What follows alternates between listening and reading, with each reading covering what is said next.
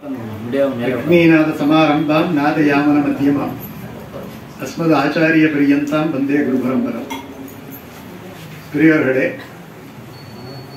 ரொம்ப அருமையான ஒரு நாள் இந்த நாள். அதாவது புத்தூர் சுவாமியினுடைய அந்த நூற்றாண்டு விழா. வைஷ்ணவ உலகுக்கு அவர் பண்ணிய ஒரு உபகாரம் மாதிரி வேற யாருமே பண்ணது கிடையாது. அதாவது சுவாமி எனக்கு ஒரு தலைப்பு ஒண்ணு கொடுத்திருக்கிறார், வைஷ்ணவ நெறி அப்படின்னு, ராமானுஜ நெறி. என்ன சொல்ல போனா ஆக்சுவல் தலைப்பு ராமானுஜ நெறி.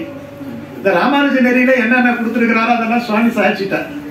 அவர் தத்துவத்திரயமும் அர்த்த பஞ்சகம் இது நவவித சம்பந்தம் எல்லாம் சொல்லிட்டாரு.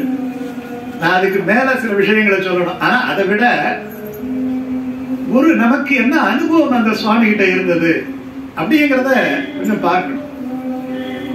அதாவது அடியனை பொறுத்தவரையிலேயே ஒரு ஆரம்பத்திலே இருந்தே என்னுடைய கல்லூரி வாழ்க்கையிலே சரி, அதுக்கு முன்னாடி சரி, நான் பெரிய அளவுல வைணவத்திலே ஈடுபாடு கொண்டவன் அல்ல. வைஷ்ணவன் தான் இருந்தா கூட அந்த அளவுக்கு நமக்கு அந்த ஈடுபாடு கிடையாது. ஏதோ அப்படியே இலக்கியம் அது இதுன்னு போயிட்டு இருந்தேன். அப்போ நம்மை திருத்தி படிகொண்டவர்களிலே ஒருவர் யார் என்று சொன்னால் நம்முடைய புத்தூர் சுவாமி தான். அந்த புத்தூர் சுவாமியினுடைய ஒரு கிரந்தம், அந்த கிரந்தம் எங்க கிடைச்சதுன்னா நம்ம பட்டாபிராமர் கோயில் கோதண்டராம சுவாமி கோயிலுக்கு வெளியில ஒருத்தவர் வந்து பழைய புத்தக கடையெல்லாம் வச்சிருப்பார். அந்த பழைய புத்தக கடையில ஒருத்தவர் மொத்தமா கொண்டாந்து வைஷ்ணவ சுதர்சனத்தை போட்டிருந்தார் ஒரு நாள். இன்னொரு பழைய புத்தக கடை இருக்கு. அப்போ அவருடைய கேள்வி பதில் அதுதான் என்னை மிகவும் கவர்ந்தது. அந்த கேள்வி பதில அவரு ஒரு கேள்வி எழுதி அந்த கேள்விக்கு அவர் பதில் தருகின்ற விதம் இருக்குது இல்லையா. எத்தனையோ பேர் கேள்வி பதில் எத்தனையோ பத்திரிகைகள்ல எழுதுறாங்க.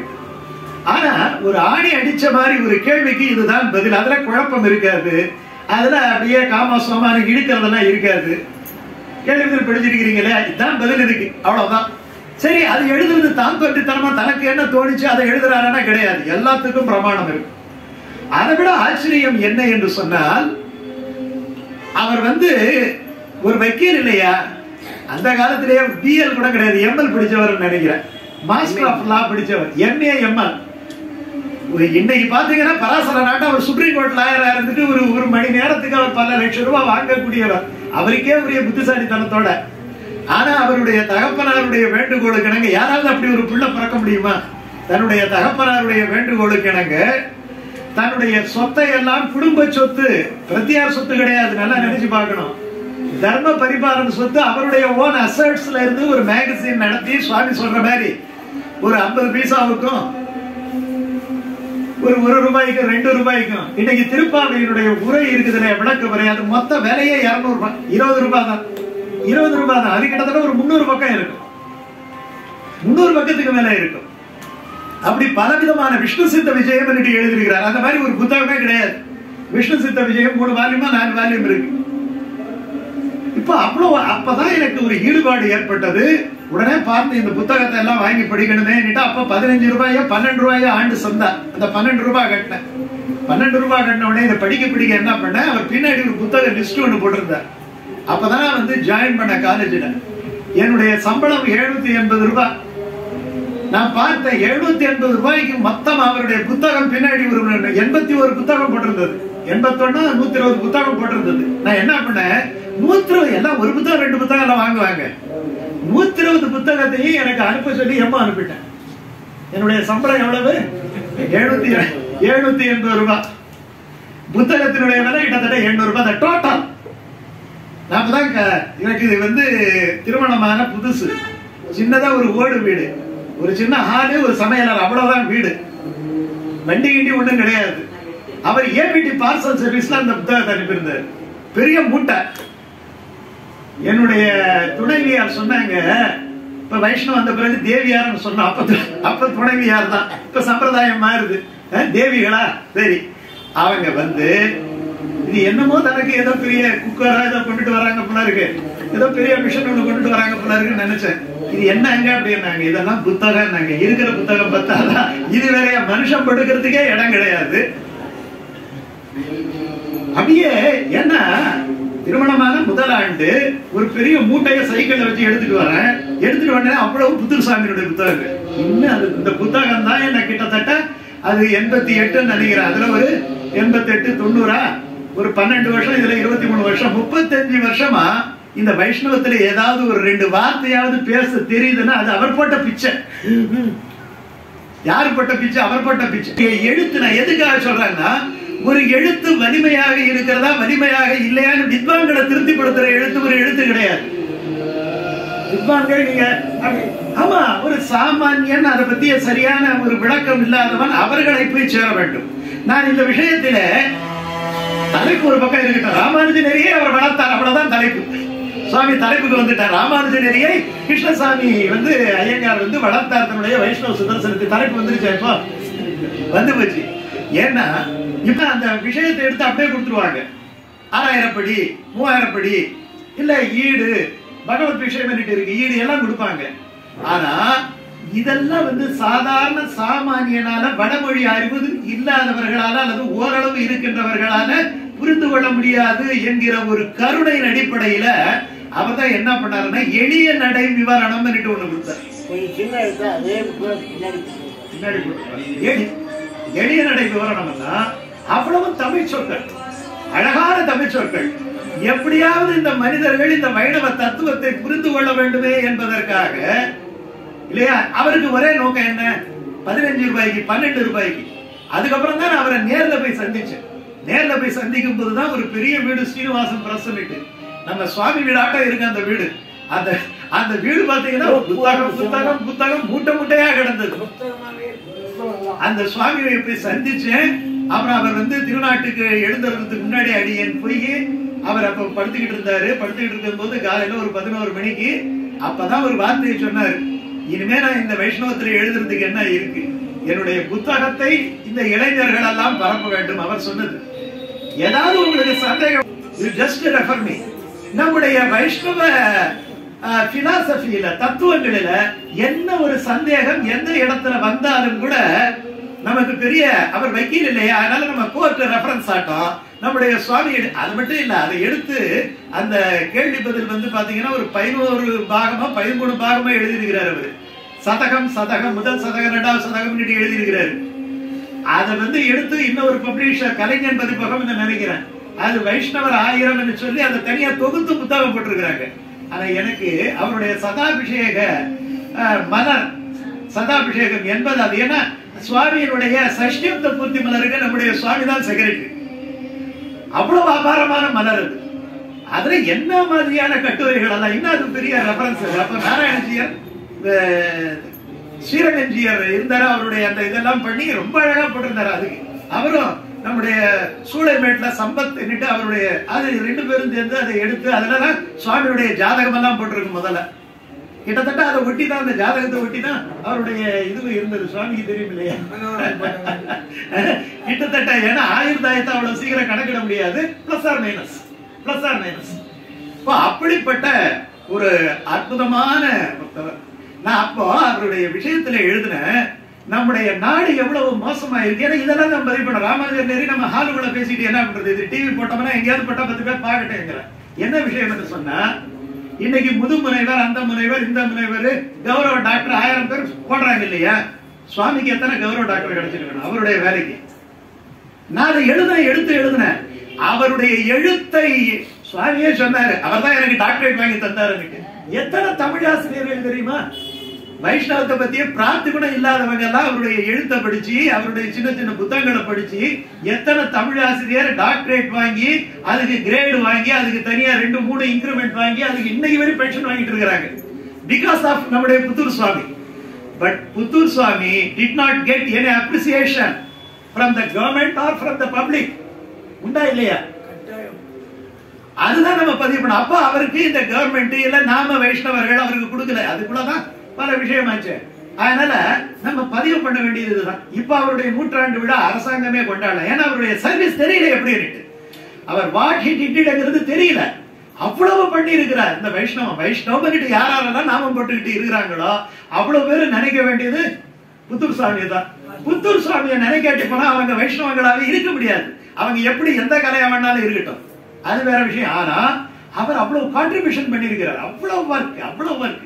சாமானியனுக்கெல்லாம் ஒரு கீதையினுடைய விவரணம் இருக்கு பாருங்க. இன்னைக்கு கீதையில எவ்வளவு தத்துவ விலாசம் கீதா பிரஸ்ல போறார். ஆனா அவர் பாத்தீங்கன்னா அவ்வளவு அற்புதமா பண்றார். அவர் எளிய மக்களுக்கு, இப்ப எனக்கு சுவாமி கொடுத்திருக்கிறது என்னன்னா ராமானுஜர் நெறி அப்படின்னு கொடுத்திருக்கிறார். அது அவர் திருச்சி ஆல் இண்டியா ரேடியோல பேசுற ஒரு ஸ்பீச்.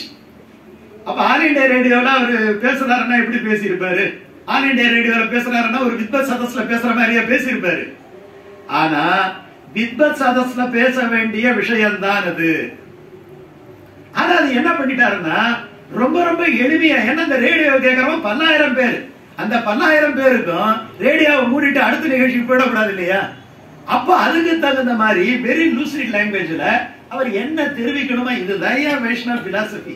அந்த வைணவ பிலாசபிங்கிறது யாராலும் மறுக்க முடியாத ஒரு தத்துவம் என்பதை அவர் ரொம்ப அழகா நிலைநிறுத்தியிருப்பார். அது ராமானுஜர் நெறி. அதுக்கு முன்னாடி வைஷ்ணவ பிலாசபி இல்லையானே இருந்தது. அதுக்கு முன்னாடி இருந்ததா இல்லையானே இருந்தது. விசிஷ்டாத்வைதம்ங்கிறது காலங்காலமா இருந்தது. அது அவர் எப்படி நிறுவறார் தெரியுமா? அந்த ரேடியோ டாக்ல அவர் ரொம்ப அழகா சொல்றாரு, இப்ப வந்தது கிடையாது, இது தமிழர்களுடைய ஆதி நெறி என்கிறார். அதிலேயே சொல்லி இருக்கிறார், இது சங்ககால புலவர்களும் ஆழ்வார்களும் மற்ற தமிழ் அறிந்தவர்களும் அவர்கள் பின்பற்றிய நெறிதான் இந்த ராமானுஜர் நெறி. ராமானுஜர் என்ன பண்ணாருன்னா அந்த சித்தாந்தத்தை பெரிய அளவுல அதை பரப்புனார். அவர் செஞ்ச ஒரே வேலை என்னன்னா, ஆசையுடையவர்க்கெல்லாம் ஆரியர்கள் கூறும் என்றதாலே அந்த விசிஷ்டாத்வைத நெறியானது ராமானுஜ நெறியாக மாறியது. அவர் பேர்ல வந்துருச்சு. ராமானுஜர் தான் இந்த உபகாரத்தை பண்ணாருங்கிறதால விசிஷ்டாத்வைத நெறி. அது எப்படி சொல்றாரு? எம்பெருமானார் தரிசனம் என்ற இதற்கு நம்பெருமாள் பெயரிட்டு நாட்டி வைத்தார். எம்பெருமாள் தரிசனம், அதுக்கு முன்னாடி தரிசனம் இருந்ததா? இருந்தது. அதுதான் விசிஷ்டாத்வைதம். சுவாமி சொன்ன விசிஷ்டாத்வைதம். ஏகோவை நாராயணாங்கிறது, நாராயணன் தான் பரதெய்வம் என்கிறது, அந்த பரதெய்வம் தான் அவர் சொன்னார் இல்லையா? அத ராமானுஜர் பண்ணார். அப்ப ராமானுஜர் நெறிங்கும் போது அவருடைய ராமானுஜருடைய ஸ்பெஷாலிட்டி என்னங்கிறத எடுப்புலயே ஒரு இன்ட்ரோடக்ஷன்ல கொடுக்கிறார். அவர் எப்படி டெவலப் பண்றாரு பாருங்க, ஒரு தீசிஸ் ஆட்டம் டெவலப் பண்றார். இப்ப ராமானுஜர் நெறின்னு சொல்லிட்டாரு, முதல்ல என்ன வார்த்தை எடுக்கணும்? ராமானுஜர் யாருன்னு அறிமுகப்படுத்தணும் இல்லையா? அப்ப ராமானுஜர் சொல்றாரு, பழைய வேத விஷயங்களை எல்லாம் எடுத்து 3 ஆச்சாரியர்கள் தத்துவங்களை கொடுத்தார்கள். ஒருவர் யாரு? அத்வைதபரமாக தத்துவத்தை கொடுத்த சங்கரர். இன்னொருவர் யாரு?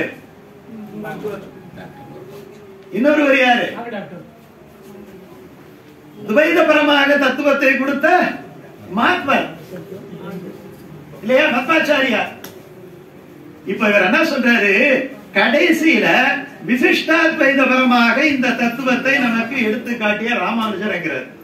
அப்படி சொல்லிட்டு ஒரு விஷயத்தை சொல்றாரு பாருங்க. அந்த இடத்திலேயே ராமானுஜருடைய ஏற்றம் எந்த இடத்துல இருக்குங்கிறத ரொம்ப அழகா சொல்றாரு. ஏன்னா இந்த ஆதிசங்கரர் கேரளா தேசத்துல பிறந்தவர் இல்லையா? அவரு மத்வாச்சாரியார் கர்நாடகாவில் பிறந்தவர்.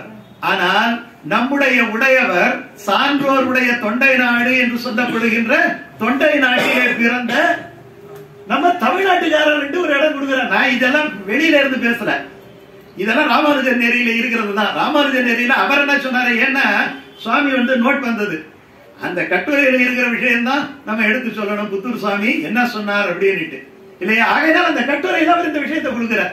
கொடுத்துட்டு இன்னொரு விஷயத்தை அவர் எம்பசைஸ் பண்றார். என்ன விஷயம்னா, ராமானுஜர் நெறி என்பது உபய வேதாந்த சம்பிரதாயம். உபய வேதாந்த சம்பிரதாயம். முன்னாடி வேதங்கள் இருந்தது, வேதங்களுக்கு பின்னாடி ஆழ்வார்கள் யாழினிசை வேதத்தியல் என்று அது தமிழ் வேதமாக கொடுத்தார்கள். பின்னால் வந்த ஆச்சாரியர்களுக்கு தமிழ் வேதமாக கொடுக்க வேண்டிய அவசியம் இல்லை. இப்ப தமிழ் வேதம், வடமொழி வேதம், இந்த 2 வேதத்தையும் அவர்கள் எடுத்து மக்களுக்கு சொல்லி ஆக வேண்டும் என்று சொன்னால் உபய வேத வல்லுநர்களாக இருக்க வேண்டும். ஆகையாலே வைஷ்ணவ தத்துவங்களை அறிய வேண்டும் என்று சொன்னால் கொஞ்சமாவது அவங்களுக்கு வடமொழியும் தெரியும். அதனாலதான் பின்னாடி என்ன பண்ணிட்டாங்கன்னா, நம்முடைய ஆச்சாரியர்கள் எல்லாம் தனியன் கொடுக்கும் போது ஒரு வடமொழி தனியனும் நீ கட்டாயமா சேவிச்சுதான் வேற வழியே இல்ல, தனியனை விட்டுட்டு எதையும் சேவிக்க முடியாது இல்லையா? ஒரு ஐடியா பண்ணாங்க. நாதமுனிகளை ஆரம்பிச்சு பக்தாமிருதம் அவர் ஆரம்பிச்சு எல்லாத்துக்கும் அதே பாத்தீங்கன்னா அதனுடைய டிரான்ஸ்லேஷன் பின்னாடி இருக்கும். அதனுடைய டிரான்ஸ்லேஷன் அப்படியே இருக்கும். பின்னாடி ஒரு தமிழ் பாடலும் அதுல இருக்கும். தனியன் அப்படின்னுட்டு. இந்த தனியன் வந்ததால பாத்தீங்கன்னா என்ன விஷயம், எனக்கு சம்ஸ்கிருதம் தெரியாது, வாயில நுழையாதுன்னு யாரும் சொல்ல முடியாதபடி அவர் என்ன பண்ணாருன்னா, சாதாரண கிராமத்துல ராமானுஜ கூடத்துல எழுத்து படிக்காதவங்க கூட என்ன பண்ணுவாங்க, பக்தாமிருதம் விஸ்வஜனானுமோதனம் ஸ்ரீசைலேச தயா பாத்திரம் அப்படி ஆரம்பிச்சுதானே அவங்க பண்ணணும், வேற வழியே இல்லையே. அப்ப இந்த உபய வேதாந்தத்தை எடுத்து அடுத்த தலைமுறைக்கு கொடுக்கின்ற பொழுது அவர்கள் இந்த மாதிரி ஒரு தொழில்நுட்பத்தை கையாண்டு இதை கொண்டு போய் சேர்த்தாங்கன்னா அப்பதான் நம்ம புரிஞ்சுக்க முடியும் அப்படின்னுட்டு. அப்படிப்பட்ட ராமானுஜர் 120 ஆண்டு காலம் அவர் அழகா அதெல்லாம் கொடுத்துக்கிட்டு வரார். அவர் எப்ப பிறந்தாரு, எப்படி அவதரித்தாரு, எப்படி 120 வருஷம் எல்லாம் இருந்தாருன்னுட்டு. அப்ப சொல்லுகின்ற போது அந்த நெறி என்ன அப்படிங்கறத சொல்ற. அந்த நெறி அப்படிங்கறத சொல்லுகின்ற பொழுது அவர் சுவாமி சொல்ற மாதிரி முதல்ல அவர் எடுக்கிறது எதுன்னா தத்துவத்திரயத்தை தான் எடுக்கிறார். தத்துவத்திரயம் அப்படின்னா ரொம்ப எளிதான விஷயம். இந்த உலகம் முப்பொருளால் அடங்கி இருக்கிறது. அதுல ஒரு பொருள் மாறுமே தவிர அந்த பொருளும் இருப்பதுதான். இந்த ஒரு பொருள் மாறாதது, ஆனா அந்த பொருளுக்குள்ள போய் இணையும். இந்த ரெண்டு பொருளையும் இயக்குபவன் ஒருவன் இருக்கிறான், அவன் எதிலும் மாறாதவன். அப்ப ஈஸ்வரன்ங்கிறது விகாரம் ஆகாதவன் இல்லையா. அசைத்துங்கிறது விகாரம் அடையக்கூடியது. ஒரு பானையா இருக்கிறது திடீர்னு மண்ணா போயிட்டு சின்ன டம்ளரா மாறி போயிடும். இப்போ ரொம்ப அழகா சொன்னார், அசித் என்பது அறிவற்ற ஒரு பொருள். அதுதான் உயிரற்ற பொருள் என்று சொல்லல. அறிவற்றது என்று சொன்னா இறைவனை அறியக்கூடிய அறிவு. ஓரறிவு ஈரறிவு புல்ல அறியாது.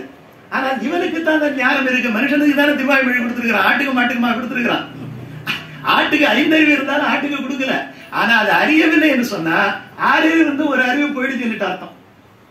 மாடல்ல அறிவு போயிடுதுன்னு அர்த்தம். அப்ப என்ன ஆயிடுது இந்த இடத்துல, உங்களுக்கு இந்த சித் என்கிற அணுபரிமாணம் உள்ள ஞானமே வடிவமான ஜீவஸ்வரூபம்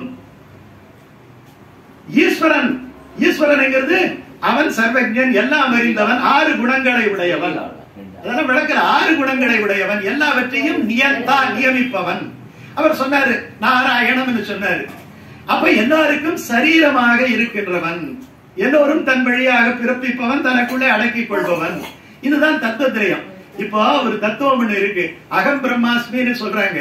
அத வந்து அத்வைத பரமா சொல்றாங்க, நானே பிரம்மம்னு சொல்றாங்க. அப்படி சொல்லலாம்னா நானே பிரம்மம்னு விசிஷ்டாத்வைத அடிப்படையில கூட சொல்லலாம் அப்படின்னு கூட நம்ம நிர்ணயம் பண்ணலாம். இப்ப நானே இருக்கிறேன்னு வச்சுக்கோங்க, நான் அகம் பிரம்மாஸ்மின்னு சொல்லலாமா? சொல்லலாம்.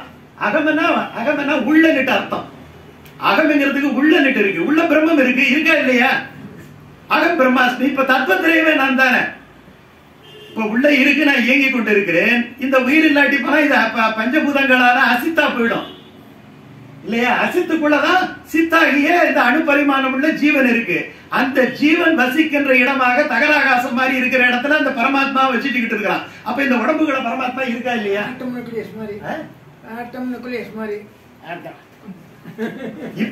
இப்ப இருக்கா இல்லையா? இப்போ தத்துவத்திரயம்ங்கிறது நம்மளே தத்துவத்திரயமா இல்லையா? அவ்வளவுதான். தத்துவத்திரயம்ங்கிறது அவ்வளவுதான். தத்துவத்திரயம்ங்கிறது அசித்தாகிய ஐம்பொருளான இந்த தேகத்திலே சித்தாகிய அந்த ஜீவன் யாருடைய துணை கொண்டு இருக்கின்றான்?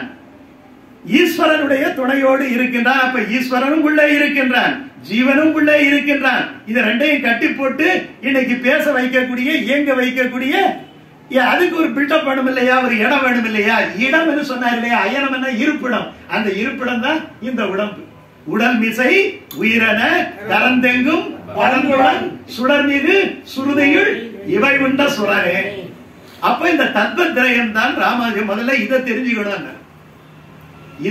தெரிஞ்சுக்கணும், இப்ப இந்த ஆத்மா ஏன் அறியாம இருக்கு? சில விஷயங்கள் எல்லாம் கொடுத்திருக்கிறார். இதெல்லாம் படிச்சோம்னா 20 நிமிஷம் ஆயிடுச்சு, 10 நிமிஷம் தான் இருக்கு. இப்ப இதுல படிச்சோம்னா எனக்கு 2 மணி நேரம் ஆகும். படிக்க வேண்டாம், ஞாபகத்துல இருக்கிறத வச்சுக்கிட்டு இப்ப சொல்றேன். இப்ப அவர் என்ன சொல்றார், இது ஏன் இல்ல, இது என்ன பிரச்சனை அப்படிங்கிறார் இல்லையா? இப்ப இந்த ஆத்மாக்கள் இந்த நிலவலகத்திலே படைக்கப்பட்டத ரொம்ப கிளவரா எக்ஸ்பிளைன் பண்ணிக்கிட்டே வர. எப்ப வந்தது? ஆரம்பத்துல. எப்ப முதலிலே இந்த ஜீவர்கள் படைக்கப்பட்ட பொழுது அதுக்கு ஒரு விஷயத்தை கொடுத்துறான். என்ன விஷயத்தை கொடுக்கறான்னா, சுவாதந்திரியம் ஒரு விஷயத்தை கொடுக்கறான். சுவாதந்திரியம் ஒரு விளையாட்டு பிள்ளை, நீ இதை வேண்டாலும் எடு, அதை வேண்டாலும் எடுங்கிறான். முதல்ல இந்த கான்ட்ராக்ட் கிடைக்குது. ஏன் பாவ புண்ணியங்கள் அக்குமுலேட் ஆகுதுங்கிறத அதுல கிளவரா விளக்குறாரு அவர். எப்படி விளக்குறார்? முதல்ல ஜீவர்களுக்கு சுவாதந்திரியம் கிடைத்து விடுகிறது.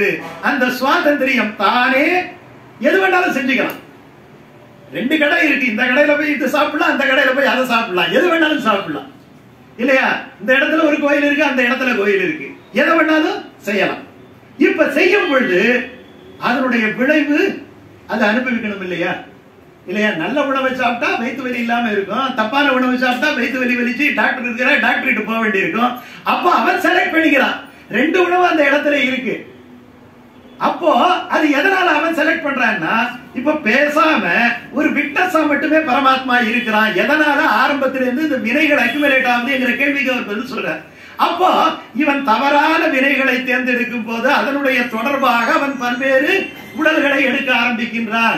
அப்போ முதல்ல அவருக்கு வினை தொகுதிகள் சேர ஆரம்பிக்கின்றன. சேர ஆரம்பிக்கும் போது அந்த வினைகள் கூடி போய் அந்த ஜென்மம் முடிந்து போய் அந்த பழைய வினைகள் ஒரு தொகுதியாகவும் நுகர்வினை ஒரு தொகுதியாகவும் அந்த நுகர்வினையால் வருகின்ற வருவினை ஒரு தொகுதியாகவும் ஆகி இது நீடித்துக் கொண்டே போகிறது. ஏன் இந்த மாதிரி ஆண்டவன் பண்ணி விட்டானே, எப்பயா இவன் தேர்றது அடுத்த கேள்வி வரும் இல்லையா?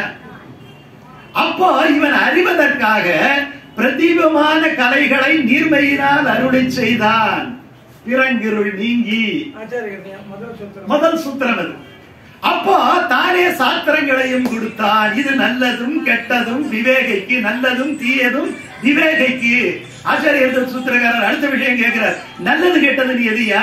1000 ரூபாய் கிடைச்சா நல்லது இல்லையா? அது கிடைக்காட்டி கெட்டதா? எதை வச்சுக்கிட்டு நல்லது கெட்டது, எதை வச்சுக்கிட்டு தீர்மானம் பண்றது? எதை வச்சு ஒரு பெரிய கார் கிடைக்குது நல்லது, கார் கிடைக்கல சைக்கிள் கிடைக்குது கெட்டதா? அப்படி கிடைக்காது. அவர் என்ன சொல்றாரு, எது ஆத்மாவுக்கு நல்லதோ அது நல்லது, எது ஆத்மாவுக்கு கெட்டதோ அது கெட்டது. அப்போ இதுதான் நல்லது கெட்டதுங்கிறது. நமக்கு கிடைக்கக்கூடிய பதவி பட்டம் உயர்வு இதெல்லாம் கிடையாது. இப்படி சொல்ற. இப்ப அதுக்குதான் என்ன பண்றாரு, ஒரு விளக்கு ஒண்ணு கொடுத்துருக்கான். மேலிருந்த நந்தா விளக்கை என்று சொல்றான். மேலிருந்த நந்தா விளக்கை, அந்த விளக்கு வச்சுக்கிட்டு நீ அடிச்சுட்டு போய் இருட்டுல கொண்டு போய் விட்டான். ஆனா ஒரு விளக்கு ஒண்ணு இருக்கு. நம்மால என்ன பண்றாங்க, விளக்கு ஆஃப் பண்ணி வச்சுக்கிட்டு அங்க போய் மோதிக்கிறான். விளக்கு இருந்துட்டு இந்த பக்கம் வழி தெரியல, அந்த பக்கம் தெரியல. அதுதான் உபாயம்ங்கிறது. உபாயம்ங்கிறது ஒரு வழி கொடுத்துருக்கான். அந்த வழியில போயிட்டே இருந்தா நடுவுல அவனே நம்மளை அழிச்சுக்கிட்டு போயிடுவான். அதுதான் அவன், அதுதான் நிர்ஹேதுகம். நீ போயிட்டே தான் இருக்கணும். அவன் உன்னை தூக்கிப்பான், நீங்க போய் சேரவே முடியாது. ஏன்னா அவன் 10 கிலோமீட்டர்ல வருவானா, 20 கிலோமீட்டர்ல வருவானா, 30 கிலோமீட்டர்ல வருவானா, இல்ல அடுத்த ஜங்ஷன்ல வருவானா? வேர் ஹி இஸ்ங்கிறது you do not know, but he knows where you are. அவனுக்கு தெரியும் நீங்க எங்க இருக்கிறீங்க. நமக்கு தெரியாத அவன் எங்க இருக்கிறான்னு தெரியுமா? வைகுந்தத்துல இருக்கிறானா, வைகுந்தம் எத்தனை கிலோமீட்டர் இங்க இருந்து யாருக்கு தெரியும்? தெரியாது. ஆனா அதைத்தான் அவர் சொல்றாரு. இப்போ இந்த ஜீவன் அது மட்டும் சொல்றாரு. சரி, புண்ணியம் பண்ணா, இது புத்தூர் சாமி கொடுத்திருக்கிறது. புண்ணியம் பண்ணா நல்ல விளைவுகள் எல்லாம் ஏற்படுது, பாவம் பண்ணா கெட்ட விளைவுகள் எல்லாம் ஏற்படுதுன்னு சொல்றோம் இல்லையா? இப்ப அடுத்த கேள்வி கேட்கிறார், புண்ணியம் எது, கெட்ட பாவம் எது அப்படின்ட்டு ஒரு விஷயம் கொடுக்கிறார். எது புண்ணியம்? சுவாமி அதுல கொடுத்திருக்கிறார். ராமானுஜ நெறியில இருக்கிறதான் சொல்றேன், நான் பாட்டு இஷ்டத்துக்கு கதை விடுறேன்னு நினைச்சுக்காதீங்க. அதெல்லாம் அவர் கொடுத்திருக்கிறார். கொடுத்திருக்கும் போது ரொம்ப அழகா சொல்றாரு. அது வேற ஒண்ணும் கிடையாது. புண்ணியம் என்பது எந்த செயலை செய்தால் எம்பெருமானுக்கு பிரீதி ஏற்படுமோ அவைகளெல்லாம் புண்ணியம் சொன்னார் இல்லையா? பகவத் பாகவத உகப்புக்கு எதுவும் பண்ண வேண்டும், தன்னுடைய உகப்புக்காக கிடையாதுன்னு சொன்னார் இல்லையா? அப்போ பெருமாளுக்கு இது அழகா இருக்கு, பெருமாளுக்கு அழகா இருக்கணும்ங்கிறதுக்காக நான் செய்யறேன்னு கிடையாது. பெருமாள் அவர் சொல்லி இருக்கிறார், எங்க ஆச்சாரியர் சொல்லி இருக்கிறார். இதை கொண்டு போய் நம்ம சமர்ப்பித்தோம்னா அவர் ரொம்ப மகிழ்ச்சியா இருப்பான். 10 பாகவதாள் வராங்க, வரும்போது அவங்களுக்கு மகிழ்ச்சியா இருக்கு. 10 பேருக்கு பிரசாதம் கொடுத்தோம்னா அவங்க மகிழ்ச்சியா சாப்பிட்டு போறாங்க. அவ்வளவுதான் அது. அப்போ பகவத் பாகவத அந்த உகப்பு இன்னும் மேல போறான். சரம தசைக்கு போயிட்டோம்னா ஆச்சாரிய உகப்புக்குன்னு வச்சுக்கீங்க. சுவாமி சொன்னார் இல்லையா, பகவத் உகப்பு என்கிறது பூர்வ நிஷ்டை, பாகவத உகப்பு என்கிறது மத்தியம நிஷ்டை, ஆச்சாரிய உகப்பு என்கிறது சரம நிஷ்டை. அதுக்கு மேல நிஷ்டையே கிடையாது. அததான் சரம பர்வ காஷ்டைன்னு சொல்லி திருவரங்கத்து பெருமாள் அரையர்கிட்ட போய் நம்ம ராமானுஜர் போய் கத்துக்கிட்டு வந்த வித்தா அதுதான், கடைசி வித்தா அதுதான். அவர் தான் சொல்லி தந்தார். அப்ப சொல்லும் போது அவர் என்ன தெரியுமா ஒரு வார்த்தை சொல்றாரு, ஐயோ என் சொத்தை எல்லாம் எடுத்துட்டு போறீங்க. திருவரங்க பெருமாள் வேற யாரும் சொன்னாங்களா? திருக்கோட்டியூர் நம்பி இந்த வார்த்தையை சொல்லல, திருக்கோட்டியூர் நம்பி இந்த வார்த்தையை சொல்லல. ஆனா திருவரங்க பெருமாள் அரையர் வெறும் சந்தனத்தை கொடுத்துக்கிட்டு வெறும் சந்தனத்தையும் பசும்பாலையும் கொடுத்து கொடுத்து இவருடைய மொத்த சொத்தையும் எழுதிட்டு போறியே அப்படின்னு சொன்னாராம். அப்ப அதுதான் சொத்துங்கிறது அர்த்தம். அது எது சொத்து? ஆச்சாரிய என்ன? ஆச்சாரிய அபிமானமே உத்தாரகம், ஃபைனல். அதுதான உய்ய ஒரே வழி உடையவர் திருவடி. அந்த ராமானுஜர் நெறிய பிடிச்சுக்கோ அப்படின்னு சொன்னாங்க. இப்ப இதுதான் பாவம், இதுதான் புண்ணியம். அப்ப பாவம் செய்தால் எம்பெருமான் சிறக்கிறான், கோபம் அடைகிறான். பாவம் செய்தால் சாஸ்திர விரோதங்கள் எல்லாம் பாவம், சாஸ்திர விரோதங்கள் எல்லாம் பாவம். சாஸ்திர விரோதம் பாவமா புண்ணியமாங்கிறது எங்க தெரிஞ்சுக்கலாம்னா ரெண்டு விஷயத்துல தெரிஞ்சுக்கலாம்னு திருப்பாவையிலே கொடுத்திருக்கு, அவர்களும் கொடுத்திருக்கிறார்கள். ஒண்ணு, எதெல்லாம் சாஸ்திரத்திலே சொல்லப்பட்டிருக்கிறதோ அவைகளை எல்லாம் பின்பற்று, வாய்மையை பேசு, தர்மத்தை செய், இதெல்லாம் சாஸ்திரம் சொல்லுது, உபனிஷத்துல இருக்கு, அதை பின்பற்று. ஐயோ புரியல எனக்கு, உபனிஷத்தாவது உபனிஷத்தாவது ஒண்ணும் வாயில நுழைய மாட்டேங்குது, எனக்கு அது புரியல. ஆச்சாரியன் எந்த பக்கம் போறான்னா கடாரன் அந்த பக்கம் போயிடு, அதுதான் சாஸ்திரம் என்கிறான். ஒரு சாஸ்திரம் சாஸ்திரத்திலே கொடுக்கப்பட்டிருக்கிற வாக்கியங்களின் பிரகாரம் நடந்துகிறது. இரண்டாவது சாஸ்திரம் என்னன்னா ராமானுஜர் நெறி. ராமானுஜர் என்ன பண்ணார்? அதுக்காக தாங்க நமக்கு ஐதீகங்கள் எல்லாம் கொடுத்திருக்கிறது. எதுக்கு ஐதீகம் கொடுத்திருக்கிறாங்க? எல்லாம் இந்த விஷயத்தை எப்படி எடுத்துப்பார், இந்த விஷயத்தை எப்படி எடுப்பார்? ஒரு ஆள் ரொம்ப தலையில உச்சியில ஆணவத்தோட வந்து பாடம் கத்துக்க வர, ஆனா வைஷ்ணவத்துல ஆர்வம் இருக்கு, பாடம் உச்சியில என்ன இருக்கு? தானுங்கிற அகந்தை இருக்கு. அவருக்கு பாடம் சொல்லலாமா, பாடம் சொல்லக்கூடாதா? எங்க போய் நம்ம சாஸ்திரத்தை தெரிஞ்சுக்கிறது? புறத்தாழ்வன் கிட்ட இருந்து தான் சாஸ்திரத்தை தெரிஞ்சுக்கணும் இல்லையா? இல்ல நம்மள கிட்ட இருந்து சாஸ்திரம் எங்க தெரிஞ்சுக்கணும்? அதெல்லாம் கூட வைஷ்ணவம் படிக்க வர, அவன்கிட்ட அகங்காரம் போயிடும் பாரு அப்படின்னு நினைச்சுக்கிட்டு அவனுக்கும் பாடம் சொல்லு. அவன் நாற்காலில் உட்கார்ந்துட்டு பாடம் கேட்டா கூட நீ கீழே உட்கார்ந்து, அப்படியே நம்ம சம்பிரதாயத்துல இருக்கு இருக்கு இதெல்லாம் ஐதீகங்கள்ல வருது. அப்போ அவனுக்கு மழை மாற்றங்கள் ஏற்படும், மன மாற்றங்கள் ஏற்படும் அப்படின்னு சொல்றாரு. அப்ப ராமானுஜர் எப்படி எல்லாம் இதுல செய்யறார் என்று வருது. அப்போ சாஸ்திரங்களை நீ பின்பற்ற வேண்டும். சாஸ்திரங்களை பின்பற்றுவதற்கு என்ன வேணும்? உனக்கு 5 அறிவு வேண்டும். அந்த 5 அறிவு தான் அர்த்த பஞ்சக ஞானம். அர்த்த பஞ்சக ஞானம் சொல்ற அர்த்தம் என்ன? பொருள். பஞ்சகம் என்ன? 5. ஞானம் என்ன? அறிவு. அறிவு கிடையாது, மெய்யறிவு. ஞானம்ங்கிறது வேற, சாதாரண மெட்டீரியல் நாலேஜ்ங்கிறது வேற.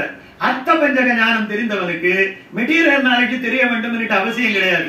அர்த்த பஞ்சக ஞானம் என்ன? ரொம்ப எளிமையா சொல்லலாம். இந்த அர்த்த பஞ்சக ஞானத்தை தான் நம்ம தனியல்ல போட்டு கொடுத்துட்டாங்க நம்முடைய ஆச்சாரியர்கள் எல்லாம். என்ன நிலை? மிக்க இறைநிலையும். மிக்க இறைநிலையும், இறைநிலை கிடையாது, மிக்க இறைநிலையும். மெய்யாம், மெய்யாம் உயிர்நிலை. சுவாமி சொன்னாரு, இந்த உயிர்நிலைங்கிறது இது பகவத்கீதையில சொல்றா இல்லையா? இந்த ஆன்மா அழியாது, இந்த ஆன்மா வெட்டப்பட முடியாதது. எப்படி அவன் நிரந்தரமா, எப்படி நர சப்தத்துக்கு சொன்னார் இல்லையா? அழிவில்லாதது ஒண்ணு என்னன்னா இந்த ஜீவாத்மா. அப்ப இது அழியுமான்னா இதுவும் அழியாததுதான். ஆனா இது மாறுபாடு உடையது, இது மாறுபாடு உடையது. இந்த உலகம் வேறு வடிவில இருக்கலாம், வேறு நிலையில இருக்கலாம், அதெல்லாம் இருக்கலாம். இப்ப என்ன பாருங்க, இது இப்போ இந்த இடத்துல மிக்க இறைநிலையும் மெய்யாம் உயர்நிலையும் என்றைக்கும் இருக்கக்கூடிய உயர்நிலையான இந்த ஆத்மாவை எரிதல். தக்க நெறி, தக்க நெறிதான் ராமானுஜ நெறி. தக்க நெறி என்ன நெறி? ராமானுஜருடைய நெறி, விசிஷ்டாத்வைத நெறி, அந்த தத்வத்திரைய நெறி. இந்த நெறியை அறிந்து கொள். தக்க நெறியும். அதை விட ரொம்ப முக்கியம் என்ன தெரியுமா?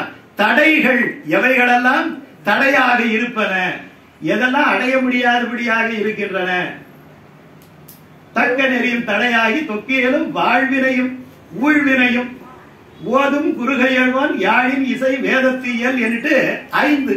இந்த 5 அவர் எடுத்து 5 சப்ஜெக்ட் அவர் எடுத்து சுவாமி கொடுத்திருக்கிறார். இந்த ரேடியோல பேசும்போது பாத்தீங்கன்னா முதல்ல வந்து ராமானுஜர் நெறி கொடுத்துட்டாரு, இறைவனுடைய குணங்களை எல்லாம் கொடுக்கிறாரு. அவன் எப்பேற்பட்டவன், அவன் தாழ்வுகளால் பாதிக்கப்படாதவன். அவர் சொன்னார் இல்லையா, எல்லாவற்றிலும் வியாபித்திருப்பவன். அந்த விஷ்ணு என்கிற சப்தத்துக்கு எல்லாம் கொடுக்கிறாரு. உயிர்நிலை ஜீவாத்மாவை சொல்றாரு. இறைவனை நித்திய உறவாக கொண்டவன், வன்பான் உறவு என்று சொல்றோம் இல்லையா? இதாச ரட்சக சேஷி பக்தா என்று ஒரு ஸ்லோகம் இருக்குது இல்லையா? அந்த 9 உறவு தான் நீங்க சொல்லிக்கிறீங்க. அந்த 9 உறவு இருக்கின்றது. அதுக்கப்புறம் என்ன? கர்ம வினைகளை எல்லாம் அவன் இந்த சரீர அவஸ்தைகளை ஏற்படுத்தி கொடுக்கின்றான். எதுக்காக இவன் கொடுக்கிறான்னா இந்த அனுபவிக்கிறதுக்காக இந்த தேகத்தையே கொடுக்கிறான். ஏன்னா ஆன்மா நேரடியாக ஒன்றை உணர முடியாது. இப்ப சூடு இருக்குதுன்னா ஆன்மாவை தூக்கி சூட்ல போட முடியாது. இப்ப சுடுற மாதிரியான ஒரு தேகத்தை தந்து அப்புறம் கொண்டு போய் சூட்ல வைக்கணும். அவன் நுகர்தலும் தொடுதலும் ஸ்பரிச உணர்ச்சியும் பேசுதலும் இவைகளெல்லாம் செய்வதற்கு கரண கலைபரங்கள் வேண்டும். அதை இந்த ஆத்மாவுக்கு அந்த ரேடியோ வாட்டம் கொடுத்தாதான் அவனால அது செய்ய முடியுங்கிறதுக்காக அந்த ஜீவாத்ம நிலையில அதை கொடுக்கிறான். முதல் முயற்சியில சுதந்திரத்தை கொடுக்கிறான். அதிலிருந்து மீள்வதற்கு சாஸ்திரத்தை கொடுக்கிறான் இல்லையா? யாதவிய பஞ்சக அஜ்ஞானம்னு சொல்றார், அழகா சொல்றார். அந்த அறிவு இல்லாததால்தான் இப்படி இடர்படுகின்றான். வாழ்வு நிலை என்ன வாழ்வு நிலை? அதுதான் உபேயம், மோட்சத்தை அடைதல். மும்மூழ்ச்சி அப்ப மூணா பிரிக்கிறார். ஒண்ணு பக்தர்கள், இன்னொன்னு மோட்ச நெறியில ஆர்வம் உள்ளவர்கள் முத்தர்கள், முக்தி அடைந்தவர்கள் நித்தியர்கள். இருப்பாதான் நித்தியர்கள், நித்தியமா அழிவில்லா அங்கேயே மோட்சத்தில் இருப்பவங்க. அப்புறம் அந்த மோட்சத்தை சுவாமி சொல்றது இதுல தாழ்ந்த மோட்சம் உயர்ந்த மோட்சம் மோட்சத்திலேயே ரெண்டு கொடுக்கிறார். அந்த தாழ்ந்த மோட்சம் என்கிறது என்ன? இந்த ஆண்டையே கேவல மோட்சம் அல்லது கைவல்ய மோட்சம் என்கிறது. அந்த உயர்ந்த மோட்சம் என்கிறது அப்ராதமான ஒரு சரீரத்தை பெற்று அது ரொம்ப அழகா சொல்றாங்க. மண்ணுயிர்கள் இங்கே மனவாள மாமுனிவன் பொன்னடியான் செங்கவல போதுகளை உன்னை சிரத்தாலே தீண்டில் அமானவனும் நம்மை கரத்தாலே தீண்டல் கடன் அந்த அமானவன் கரத்திலே வச்சு இந்த அச்சுரஸ் மார்க்கமாக அந்த பக்கம் போய் அந்த நித்திய விபூதியில பண்றோம் இல்லையா? இந்த விபூதி என்பது செல்வம். இதெல்லாம் சொல்லிக்கிட்டே வர ரெண்டு விபூதி அப்படி எல்லாம் சொல்லிட்டு அதுதான் லட்சியம். அந்த எம்பெருமானை ஆனந்திப்பதுதான் ஆனந்தம். அங்க போய் என்ன பண்ணணும்? அங்க போய் அடிமை கைங்கரியம். நம்ம எல்லாம் கிங்கரர்கள், கைங்கரியம் பண்ணணும். அப்ப வலுவிலா அடிமை செய்ய வேண்டும். எப்படி செய்யணும்? வலுவிலா அடிமை செய்ய வேண்டும். காரணம் என்ன என்று சொன்னால், அவர் சொல்லுகின்ற பொழுது ஒருவனுக்கு வாழ்வியலை சொல்லும் போது வேறு யாராலும் இந்த நிலையை தர முடியாது. எழுத்து கொடியோனும் பிரம்மனும் இந்திரனும் மற்றும் ஒருத்தரும் பிறவி என்னும் நோய்க்கு மருந்து அறிவார் இல்லை. மருத்துவனாய் நின்ற மாவணி வண்ணாய் என்கிறார் இல்லையா? உன் கோயில் கடைப்பகப்பை திருமாலிருந்த சோலை எந்தாய்ங்கிற வேற யாருகிட்ட அந்த மருந்து இல்லைங்கிறார். அப்ப இந்த உபாயத்தை சொல்லும் போது ஈஸ்வர சொரூபத்தையும் சொல்ற அந்த இடத்துல கனெக்ட் பண்ணி எல்லாம் ஒண்ணு கனெக்ஷன் தான். அர்த்தபஞ்சகம் இருந்தாலும் ஒண்ணு கனெக்ஷன் தான். உபாயம், இந்த உபாயத்துக்கு தான் அவர் என்ன பண்றாருன்னா தம்முடைய ஸ்ரீபாஷ்யம் முதலான 9 கிரந்தங்களில காட்டுறார். ராமானுஜர் நெறியில என்ன இருக்கு? நவரத்தினங்கள் 9 கிரந்தங்கள். 9 கிரந்தங்கள்ல பிரம்மசூத்திரத்துக்காக 3 கிரந்தங்களை கொடுத்தார். பிரம்மசூத்திரத்துக்காக என்ன பண்றார்? ஒரு 3 கிரந்தம் கொடுத்திருக்கிறார். அப்புறம் இந்த வேதார்த்த சங்கிரகம் உபனிஷத், அந்த உபனிஷத்தை எல்லாம் சுருக்கி அது ஒரு கிரந்தம் பண்றார். 3+1 4 ஆயிடுச்சு. பிரம்மசூத்திரத்துக்கு 3, கீதா பாஷ்யத்துக்கு 1, அப்புறம் உபனிஷத்துக்கு 1, 3 2 5 ஆயிடுச்சு. அப்புறம் நமக்காகவே அவர் பிரார்த்தனை பண்ணி 3 நூல்களை கொடுக்கிறார். அதுக்கு கத்தியத்திரயம் பேரு. அதுக்கு கத்தியத்திரயம் ஆச்சு. அப்புறம் நம்ம எப்படி வழிபடுதல், இந்த நெறி பிரகாரம் எப்படி வாழுதல், நித்திய கிரந்தம் ஒண்ணு கொடுக்கிறார். ஆக ஒரு 3 3 6 2த்துக்கு 3 கொடுத்தார். அப்புறம் கீதைக்கு 1 கொடுத்தாரு. அப்புறம் என்ன பண்ணாரு? நித்திய கிரந்தம் 1 கொடுத்தாரு. 9 நவரத்தினங்களை கொடுத்தார். அப்புறம் உபாயம், இந்த உபாயத்தை தான் இதை காமிக்கிறார். காமிக்கும் போது அதை ராமானுஜர் அனுஷ்டித்து காட்டினார். சரி, எது உபாயம் எது உபேயம்? உபேயம் என்ன அர்த்தம்? அது வாழ்வியல். என்ன போய் செய்ய போறோம்? பேரு. உபாயம் என்ன? 6 வழி. வழி அடைவதால் கிடைக்கக்கூடிய பலன். அப்ப என்ன சொல்லிட்டாரு? 2 அவன் தான். 6ம் பேரும் அவனே. அதுதான் ராமானுஜர் பின்பற்றுகிறார். இது ஆமா பண்ணிட்டார். அப்ப அதுக்கு எது கூறு என்று சொன்னால் ஆச்சாரிய அபிமானம். ஆச்சாரிய அபிமானம். அந்த ஆச்சாரிய அபிமானத்தை எதன் மூலமாக தெரிந்து கொள்ளலாம் என்றால் கண்ணிலும் சிறுத்தாம்பு எங்கள் பிரபந்தத்தின் மூலம் தெரிந்து கொள்ளுங்கள். அதையும் காமிச்சார். அதனாலதான் இந்த ஆச்சாரிய அபிமானம் தான் முக்கியங்கிறது. இந்த நமப்பதத்துக்கு கண்ணிலும் சிறுத்தாம்பு வந்தது இல்லையா? இதை எடுத்து எஸ்டாப்ளிஷ் பண்ணணும். எதை எடுத்து எஸ்டாப்ளிஷ் பண்ணணும்? இந்த கண்ணிலும் சிறுத்தாம்பினுடைய அர்த்த விசேஷங்களை எல்லாம் நாடெங்கும் பரப்ப வேண்டும் என்பதற்காக 74 சிம்மாசனாதிபதிகளை அவர் உருவாக்கி தந்து இந்த ராமானுஜ நெறியை அகில உலகங்கள் எல்லாம் பரவ செய்தார். இதெல்லாம் அதனால்தான் இது எம்பெருமானுக்கே இல்லாத சில விஷயங்களை எல்லாம் இவர் செய்து கொடுத்ததால் இவருக்கு காரே கருணை ராமானுஜா இக்கடலிடத்தில் ஆரே அறிவரின் அருளின் தன்மை அப்படின்னு சொல்லலாம். அடுத்தது ரொம்ப முக்கியம், விரோதி சொரூபம். நம்ம என்ன சொல்லுவோம்? காசஸ் எஃபெக்ட் அண்ட் ரெமடிஸ் சொல்லுவோம். நாங்க சொல்லும் போது ஒரு விளைவு, அந்த விளைவு என்ன என்பதை தெரிந்து கொண்டுதான். விளைவு ஒண்ணுமே இல்லாம அதை பத்தி கவலைப்பட வேண்டியது. மழை வந்தா வெள்ளம் வந்து அடிச்சுக்கிட்டு போகுது, வீடு நனைதானே, அதெல்லாம் விளைவுகள். அந்த விளைவுகளுக்காகத்தான் நம்ம ஆராயணும் இல்லையா? 10 பேர் செத்து விட்டான், இவ்வளவு தூரம் தண்ணி வந்துருச்சு அப்படின்னு சொன்னா ஏன் வந்தது தண்ணி? அப்போ முதல்ல விளைவுகளை ஆராயும் போது அதனுடைய காரணங்கள் அடுத்து போகும். என்ன காரணம்? மழை ஜாஸ்தி பெஞ்சிடுச்சுங்கிறது ஒரு காரணம், பெஞ்ச மழை போறதுக்கு வழி இல்லைங்கிறது ஒரு காரணம். இந்த காரணம், இந்த ரெண்டு காரணம் தெரிஞ்சுக்கிட்டா நம்ம ரெமெடிஸ் என்னங்கிறது சொல்லலாம். என்ன சொல்லலாம்? போறதுக்கு எல்லா விதமான போக்குவரத்து கரெக்டா இருக்கணும். தண்ணி போற இடத்துல தான் நம்ம இருக்கிறோம், அப்ப நம்ம போற இடத்துல தண்ணி வந்துருச்சு. இதை ரெண்டையும் நம்ம என்ன பண்ணணும்? இணைச்சு அது போறதுக்கு அதனுடைய வழி, நம்ம வாடுறதுக்கு நம்ம வழி. ஆறுங்கிறது என்ன? அதுதான் ஆறு போறதுக்கு வழி இல்லாட்டி என்ன பண்றது? ஆறும் பேரும் அவனே. அப்போ நம்ம இந்த விளைவுகளை எல்லாம் சொல்ல வேண்டும். அப்ப தடைகளை தெரிந்து கொண்டால் தான் அந்த தடைகளை நீக்க முடியும்ங்கிறதுக்கு தான் விரோதி சொரூபம்ங்கிறத ரொம்ப அர்த்த பஞ்சகத்துல ஒண்ண வச்சோம். இத முதல்ல தெரிஞ்சுக்கோ. எது விரோதிங்கிறத தெரிஞ்சுக்கோ. விரோதி தெரியாம ஒன்னால ஒண்ணுமே சமாளிக்க முடியாது. உள் விரோதி இருக்கு, வெளி விரோதி இருக்கு. கூடவே இருந்து குழி பெறுகிறவர்கள் யாரு? ஆத்மா விவகாரம் பண்றது எது? நம்ம தான். நம்முடைய என்ன சொல்றோம்? உள்ளமோ ஒன்றில் இல்லாது ஓசையில் எரி நின்றுண்ணும் கொள்ளிவேல் எறும்பு போல குழைமாலந்தன் உள்ளம் இல்லையா? தெள்ளியீர் தேவர்க்கெல்லாம் தேவரான ஒள்ளியீர் உனையரால் துணையலோமே சொன்னார் இல்லையா? அப்போ ஒரு அப்படி இருக்குமா? இந்த தடையை தெரிந்து கொள். அந்த தடைகளை அப்போ அந்த சரீர தொடர்பு எதனால இது போயிடுச்சுன்னா, இந்த பஞ்சபூதங்கள் இந்த கர்மத்தினால் நம்முடைய ஒரு மறைவு இருக்குன்னு சொல்றான். ஒரே விஷயம் தான் அவர் சொல்றாரு. நம்ம கிட்டயே ஜீவாத்மா இருக்கு. ரொம்ப அற்புதமான ஒரு நியாயம், ஒரு பவர் லைட் ஆட்டம் இருக்கு. அது அந்த பக்கம் நடுவுல ஒரு திரை. ரொம்ப சின்ன உதாரணத்தை சொல்றேன். ஒரு பக்கம் பரமாத்மா இருக்கிறாரு, ஒரு பக்கம் ஜீவாத்மா இருக்கிறாரு. ஜீவாத்மாவுக்கும் பவர் இருக்கு, பரமாத்மாவுக்கும் பவர் இருக்கு. அந்த பக்கத்துல பரமாத்மா சர்வஜனா இருக்கிறதால இந்த பக்கம் ஜீவாத்மா உட்கார்ந்துகிட்டு அவஸ்தைப்படுறது தெரியுது. ஆனா இந்த ஜீவாத்மாவுக்கு அந்த பக்கம் பரமாத்மா இருக்கிறது தெரியல. தெரியாததுக்கு காரணம்னா நடுவுல ஒரு திரை போட்டிருக்கு. அந்த திரை கர்ம விசேஷத்தினால வந்தது, இதனால வந்தது. இது வருகின்ற பொழுது அவனால தெரிந்து கொள்ள முடியவில்லை. சரி, இதுல இருந்து எப்படி மீள்றது? அதை சொல்லிட்டா முடிச்சிடலாம். சின்ன விடயத்தை சொல்ற. அவர் என்ன சொல்றாருன்னா, சாஸ்திரத்தின் பிரகாரம் நடந்து கொண்டே இருங்கள். ரொம்ப ஈஸியா சொல்றாரு. அதே புத்தூர் சுவாமி தான் சொல்றாரு. சொல்லுகின்ற பொழுது பாவங்களின் சுமை குறையும், பாவங்களின் சுமை குறையும், புண்ணியங்களினுடைய வலிமை ஏறும். புண்ணியங்களுடைய வலிமை ஏற ஏற ஏற ஏற உங்களுக்கு இந்த மனமாசுகள் எல்லாம் தீரும். மனமாசுகள் தீருகின்ற பொழுது உங்களுக்கு அர்த்த பஞ்சக ஞானமாகி அந்த மெய்யறிவு கொஞ்சம் கொஞ்சமாக உங்கள் ஆத்மாவுக்கே வெளிச்சம் தரும். உங்கள் ஆத்மாவுக்கே வெளிச்சம் தருகின்ற பொழுது பரமாத்மாவை அறிகின்ற ஒரு அறிவு உங்களிடத்திலே பழிச்சிடும். எப்படி பழிக்கிவிடும்? எனக்கே தந்தான் இதேங்கிற மாதிரி அவனுக்கே உள்ளறிவு வேலை செய்யும். இதுதான் சொல்றாங்க. புண்ணியம் பண்ணிக்கிட்டே இருங்க, அது உபாயம் கிடையாது. புண்ணியம் பண்ண பண்ண என்ன நடக்கும்னா பரமாத்மா உங்களை உணர வைப்பார். If you are right person and you are have a right vessel, சரியான வெசல் இருந்தா பிச்சை போடணும்னு அவசியம் கிடையாது. ஆனா பிச்சை போடும்போது வாங்கிக்கிறதுக்கு பாத்திரம் வேணும் இல்லையா?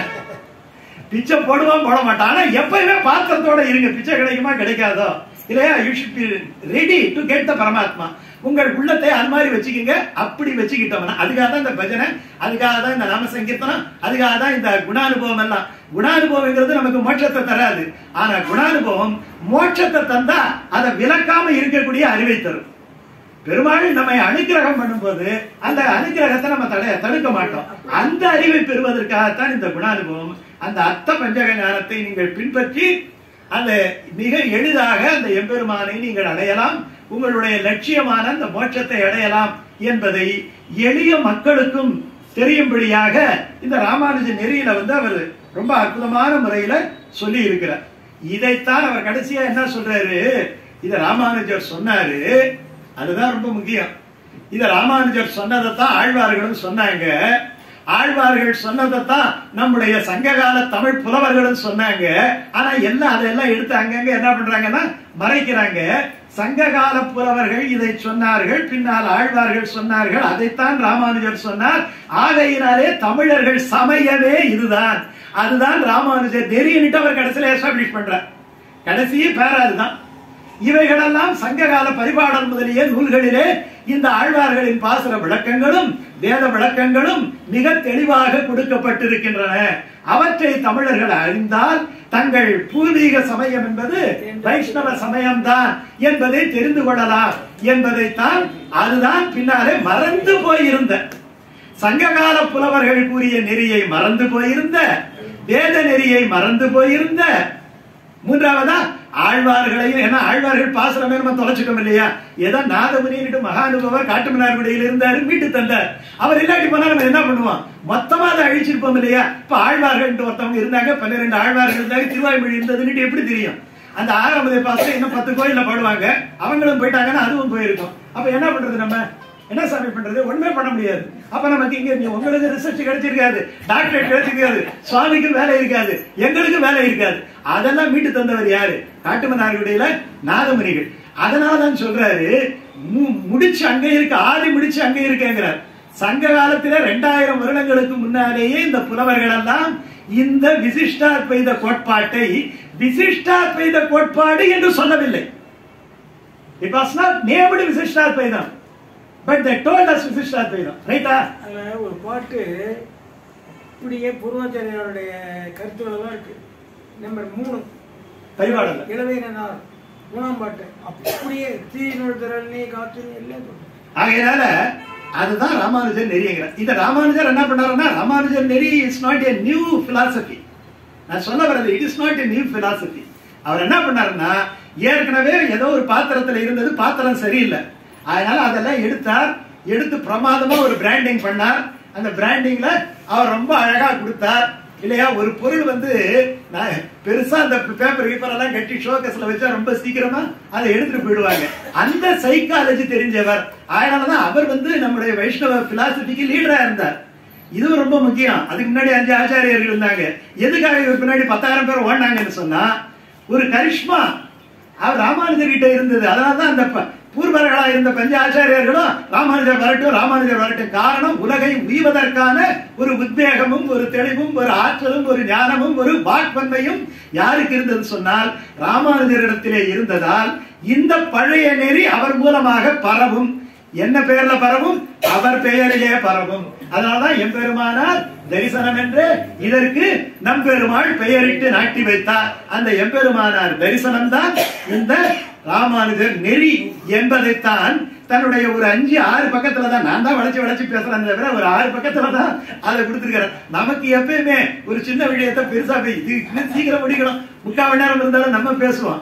அதனால அதை நம்ம டெவலப் பண்றோம். ராமானுஜர் நெறியே ஒரு டெவலப்மெண்ட் பிலாசபி தான். அதனால அப்படிப்பட்ட ஒரு நெறியை நமக்கு ரொம்ப எளிதாக பாமரரும் புரியும் வகையில், அதுதான் ஒரு பெரிய ஸ்பெஷாலிட்டி. நம்ம சொல்லும் பொழுது அதைத்தான் நம்ம சொல்லணும். வைஷ்ணவ சுதர்சன ஆசிரியர் வந்து என்ன பண்ணினார்னு சொன்னா, அவருக்கு பெரிய வித்வான்களுக்கு வந்து சரியான முறையில தீனி போறது மட்டும் அவருடைய வேலை கிடையாது. சாதாரண மனிதர்களுக்கு என்ன பெரிய விஷயம்னா, அவருக்கு அந்த அக்னாலஜ்மெண்ட் கிடைக்கல. நம்முடைய சுவாமி ஏன்னா, என்னன்றி ஒன்றார்க்கும் உய்வுண்டான், உய்வில்லை செய் நன்றி கொன்ற மகற்கு.